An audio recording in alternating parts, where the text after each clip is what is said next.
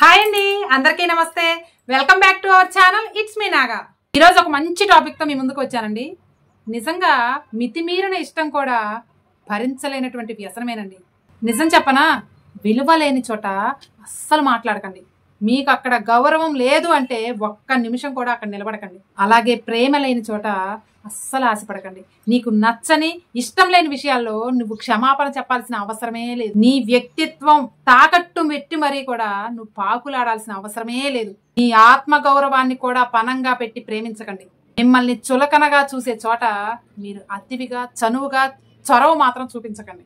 జాలిపడి ఇచ్చే ప్రేమలకు పలకరింపులకు జోలె పట్టకండి.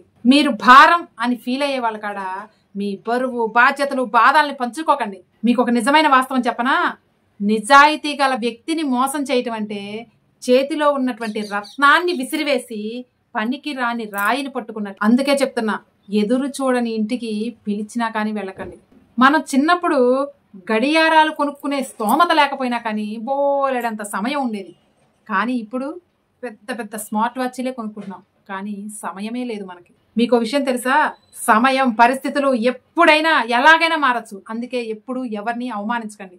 ఒక్క విషయం గుర్తుపెట్టుకోండి, మనం చాలా శక్తివంతులమై ఉండొచ్చు, ధనవంతులమై ఉండొచ్చు, కానీ కాలం సమయం వాటికన్నా కూడా శక్తివంతమైన అన్న విషయాన్ని మీరు గుర్తుపెట్టుకోవాలి. ఎదుటి వ్యక్తిని ఎప్పుడూ కూడా చులకనగా చూసి ఎగతాళి చేయకండి.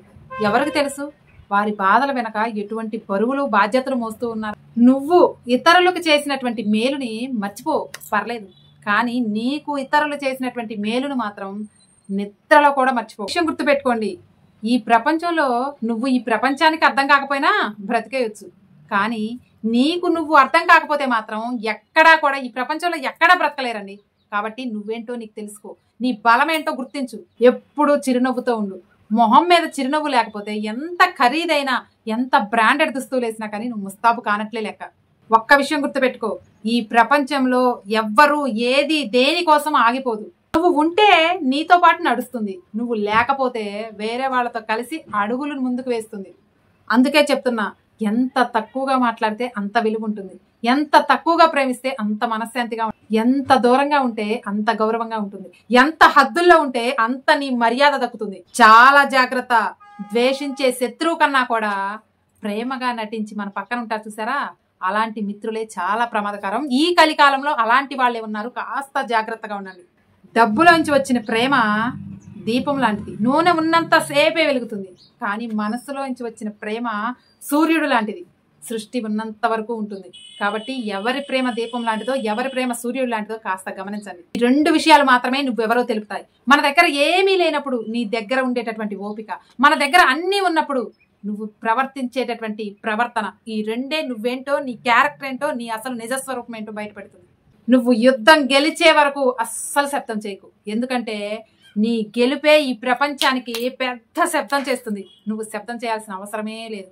మనమంటే ఇష్టం లేని వారిని చచ్చేంత ప్రేమించే కన్నా మన కోసం చచ్చేంత ప్రేమ ఉన్న వారిని బ్రతికి ఉన్నంత కాలం చచ్చే వరకు ప్రేమిద్దాం. అసలు ఇవన్నీ కాదండి, మనకు ఉన్నటువంటి సుఖ సంతోషాలని మనం అనుభవించలేకపోవడానికి రెండు కారణాలండి.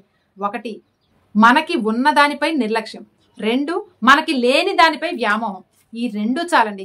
మనకి ఇంత కోట్లు ఆస్తున్నా, ఎన్ని సుఖ సౌభాగ్యాలు ఉన్నా కానీ వాటన్నిటిని గుర్తించకుండా, వాటన్నిటిని దూరంగా ఉంచి మనశ్శాంతి లేకుండా బ్రతకడానికి ఈ రెండు చాలు. అవునా కదా? మీరు 3 ప్రశ్నలు వేసుకోండి ఏ పని మొదలు పెట్టాలన్నా సరే. 1, ఎందుకు ఈ పని చేస్తున్నాను? నెంబర్ 2, దీనివల్ల ఫలితం ఏంటి? నెంబర్ 3, దీనిలో నేను విజయం సాధించగలనా? ఈ 3 కూడా మీరు పని స్టార్ట్ చేసే ముందు వేసుకొని అప్పుడు పని స్టార్ట్ చేయండి. మీకు లక్ష్యం ఉండగానే సరిపోదండి, దాన్ని ఎంత తొందరగా ఎంత త్వరగా సాధించుకునే నైపుణ్యం, వ్యూహం కూడా ఉండాలి మీలో. లాస్ట్గా ఒక్క విషయం చెప్తున్నా వినండి, గెలుపు అందరికీ దక్కకపోవచ్చండి, కానీ గెలిచే శక్తి మాత్రం ప్రతి ఒక్కరిలో ఖచ్చితంగా ఉంటుంది. కాబట్టి ఆ శక్తిని మీరు వినియోగించుకోండి, ఉపయోగించుకోండి. గెలుపు దానంతటి కాదే పరిగెత్తుకుంటూ వస్తుంది. ఓకేనా?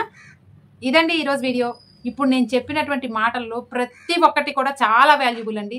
మీకు ఒక్క పాయింట్ అన్నా నచ్చితే ఆ పాయింట్ని నా కామెంట్ సెక్షన్లో తెలియజేయండి. మీకు వీడియో నచ్చింది అనిపిస్తే వీడియోకి ఒక లైక్ చేయండి. మరొక మంచి వీడియోతో మళ్ళీ కలుద్దాం.